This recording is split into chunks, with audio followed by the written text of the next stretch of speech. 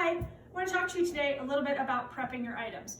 It can be really daunting and overwhelming to have a big pile of items that you want to sell, even after you've gone through and sorted out the things that are not season specific for this particular sale or the things that you're going to donate. So we recommend making sure that you separate your items by loose items and by hanging items and tackle one at a time. For your loose items, you're going to want to prep your shoes together with a piece of ribbon or a zip tie so that they stay together. One shoe by itself will not sell.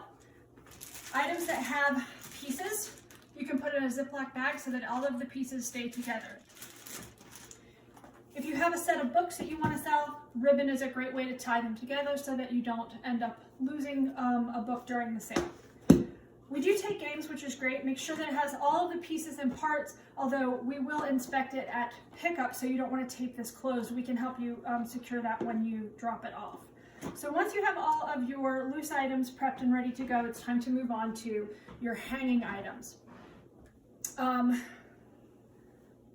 We recommend that you sort your hanging items further, again, will make the process less daunting, by size and gender. You're going to need to drop them off when you have your check-in at the sale by size and by gender, so it's a good idea to get that step taken care of in the beginning anyway, and it does make it a little less daunting when you can tackle smaller sections of clothes.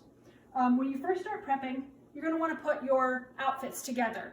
That means putting the shirt on the hanger and pinning the pants to the back so that everything is visible and buyers can look at the whole item without having to dig around underneath the item. Next thing, make sure that you're using the right size hanger for the right size item. Small hangers for small things, big hangers for big things. Make sure that your hangers are all facing the question mark. We don't want people having to turn and look at the backs of items and fronts of items. We want to make it easy for our buyers. Right type of hanger for the right type of item.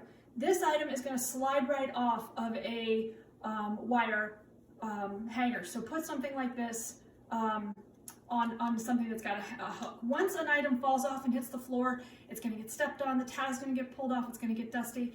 We're going to end up donating that item because it really is not going to be sellable at that point. So make sure that your items are secure. On that same theme, say you have an item that's going to constantly slide off of the hanger. That's not going to sell, it's not going to look good to a buyer, and it's going to end up on the floor. These are a great way, these clothespins are a great way to make sure that your items stay secure. Onesies are something we get a lot at the sale. Grouping them like this with a pin at the top, here and here, instead of putting them on hangers, is a great way to sell them. That way, buyers can look at each one and make their decision. We do recommend, once you have loose items together, that you can pin these together and sell them as a group.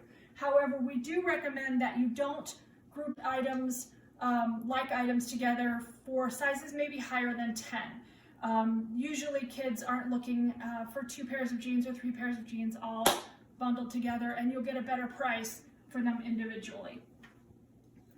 This skirt is lovely, but you can't see it because it's just flopping around on the floor or on the hanger. This will not sell very well.